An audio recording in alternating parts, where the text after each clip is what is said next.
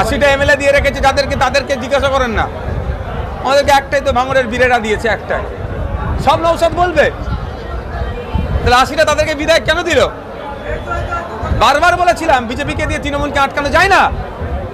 এই 80টা যদি আজকে বাম আইএসএফ এর হতো, এই পোষ্যটাই করতে লাগতো না।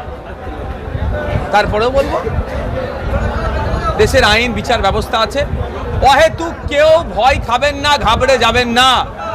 ঘাবড়ানো করছে তৃণমূলের একটা অংশ, যারা মেরে লুটপাট করে খেয়েছে, তারা মানুষকে আরো বেশি ঘাবড়ে দেওয়ার চেষ্টা করছে। কোনো জায়গায় যদি মনে করেন কোনো অপ্রীতিকর ঘটনা ঘটাতে পারে, প্রশাসনকে জানান, আমাদেরকে জানান, আমরা আমাদের সর্বোচ্চ দিয়ে সেগুলোকে আটকাবো। ধর্মীয় অনুষ্ঠান হবে, বিগত দিন ধরে হয়ে আসছে, আগামী দিন ধরেও হবে, আগামীতেও হবে। কেউ আটকাতে যাওয়ার পরে চিফ সেক্রেটারি হয়, তা এটা যদি নিয়ম বহির্ভূত হয় নিশ্চিতভাবে আমাদের সকলকে দেখতে হবে, একবার দেখার পরে অভিযোগ করতে হবে। তবে যেভাবে এখনো নির্বাচন প্রক্রিয়া শেষ হলো না, এখন এক জায়গায় নির্বাচন বাকি আছে, তারপরে যেভাবে শেষ হওয়ার আগেই সিইও থেকে সিএস হয়ে গেল, এটা একটা সন্দেহ থেকে যাচ্ছে। এক মিনিট, অভিষেকের নিরাপত্তা সমস্ত কিছু কেড়ে নেওয়া হবে, কিন্তু মুখ্যমন্ত্রী মমতা বন্দ্যোপাধ্যায় কোনো নিরাপত্তা কেড়ে নেওয়া হবে না এবং তার যেন কোনোভাবে অসম্মান না হয় সেদিকে বড় বার্তা জানিয়েছেন পুলিশ। আপনার কোশ্চেনটা কি বলুন এর মধ্যে থেকে? আমিও তো এটা জানি। কোশ্চেন কি? আপনি এখান থেকে কোশ্চেন কি করতে চাইছেন বলেন? প্রশ্ন হলো, একদিকে অভিষেক বন্দ্যোপাধ্যায়ের নিরাপত্তা সমস্ত কিছু কেড়ে নেওয়া হয়েছে, অথচ মুখ্যমন্ত্রী বেলায় তার কি দলযুদ্ধ উঠেছে, এই প্রশ্নটাই না। দেখুন, আমরা যুক্তরাষ্ট্রীয় পরিকাঠামোতে আছি, প্রত্যেকের রেসপেক্ট আছে।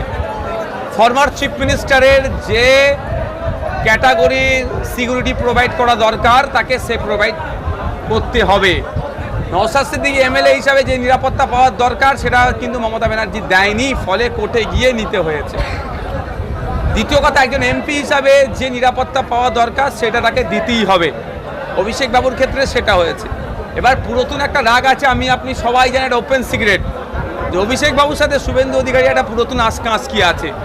এই সুযোগ তিনি পেয়েছেন, কাজে লাগাচ্ছে। এটা অভিযোগ ছিল শুভেন্দু বাবুকে নাকি দীর্ঘক্ষণ কলকাতাতে সিগন্যালে দাঁড় করিয়ে রেখে দিত, তখন ওরা সুযোগ পেত। তবে এই রাজনীতিতে আমি নাই। আমি এতটুকু শুধু বলতে চাই যে সংবিধান প্রদত্ত যে অধিকারগুলো আছে সুনিশ্চিত করা, অভিষেক বাবু মমতা ব্যানার্জি নয়, পশ্চিমবাংলার প্রতিটা নাগরিক যাতে নিরাপদে থাকে সেটা দেখার দায়িত্ব বর্তমান মুখ্যমন্ত্রী শুভেন্দু অধিকারী মহাশয়ের। সুতরাং কার নিরাপত্তা কমলো, কার নিরাপত্তা সেম থাকলো, কার নিরাপত্তা বাড়লো, তা বিবেচ্য নয়। বিবেচনার মধ্যে থাকবে প্রত্যেকটা নাগরিক যেন নিরাপদে থাকে। বলছি, কালিম্পংয়ের মাটিতে যে আইএসএফ টানা 15 বছর ধরে তাদের ফ্ল্যাগ মারতে যথেষ্টভাবে ব্যর্থ হয়েছে, সেখানে দাঁড়িয়ে বিজেপি ক্ষমতা এসে আবার একই গল্প যে কালিম্পংয়ের মাটিতে বিজেপির দলীয় পতাকা ছাড়া অন্য কোনো দলীয় পতাকা না যেন সেখানে প্রতিষ্ঠিত হয়। কি বলবেন? সবার প্রশ্নের উত্তর দিতে হবে।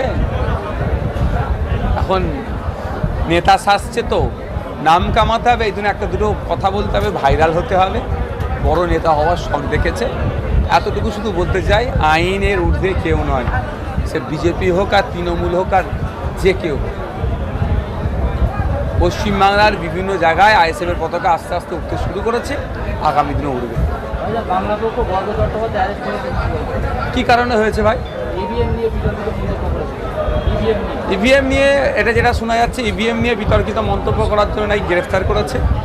আবার শুনছি তার বাড়িতে নাকি 24 রাউন্ড কার্তুজ পাওয়া গেছে। এটাও শুনছি তার নাকি ওটা সিকিউরিটি ছিল, সেই সিকিউরিটির কার্তুজ। এখন প্রতিহিংসা পরায়ণভাবে যদি কাকে গ্রেফতার করা হয়, আমি এর চরম বিরোধী করব। কারণ মানুষের মতামতের স্বাধীনতা আছে। ইভিএম নিয়ে যদি কেউ বলে, কারো যদি রাগ হয়, সেজন্য অন্যায়ভাবে তাকে ফাঁসিয়ে যদি গ্রেফতার করে, আমি তার বিরুদ্ধে। এবার এটা এবার বিচার হবে। ওই রাউন্ড কার্তুজ কাজ ছিল না ছিল, কি ছিল, সময় কথা বলবে।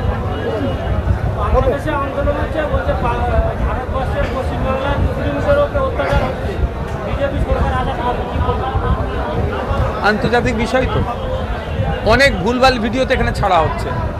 বাংলাদেশের ভিডিও আমাদের পশ্চিমবাংলার বলে চালিয়ে দেওয়া হচ্ছে।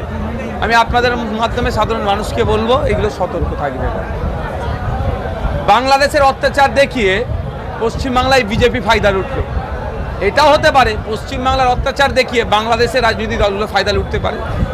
দেশের অভ্যন্তরীণ ব্যাপার আমরা বুঝবো, বাংলাদেশের অভ্যন্তরীণ ব্যাপার তারা বুঝবে। তবে বৃহত্তর স্বার্থে বাঙালি আমরা, সে স্বার্থে আমরা ভালো খারাপের পরামর্শ দিতে পারবো। অনুরোধ এতটুকুই, কারো কথায় উত্তেজিত হবেন না, law and order situation create হোক, কাজ করবেন না। যদি মনে হয় এখানে বিশৃঙ্খলা কে করতে চাইছে, লোকাল থানায় কমপ্লেন করে আমাদেরকে জানান, আমরা যাতে প্রশাসন ব্যবস্থা গ্রহণ করে সর্বোচ্চ চেষ্টা করব। অনুরোধ করছি, ফেক ভিডিও সার্কুলেট করবেন না। বিজেপি সরকার আসার পরে অনেকে আতঙ্কিত আছে, বলা হচ্ছে যে রাস্তায় নামাজ পড়বেন না। কাজটাই তো আতঙ্কে রাখা।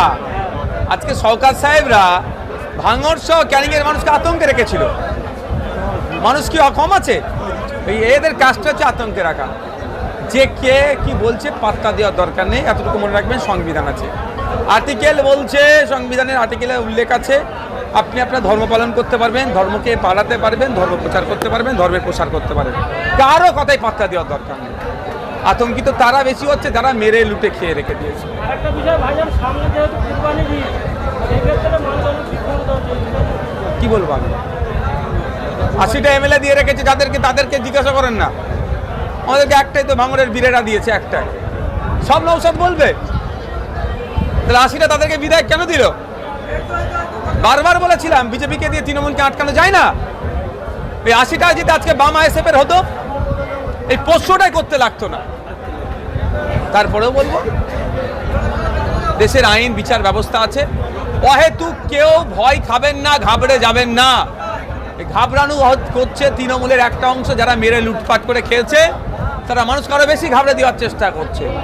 কোনো জায়গায় যদি মনে করেন কোনো অপ্রীতিকর ঘটনা ঘটাতে পারে, প্রশাসনকে জানান, আমাদেরকে জানান, আমরা আমাদের সর্বোচ্চ দিয়ে সেগুলোকে আটকাবো।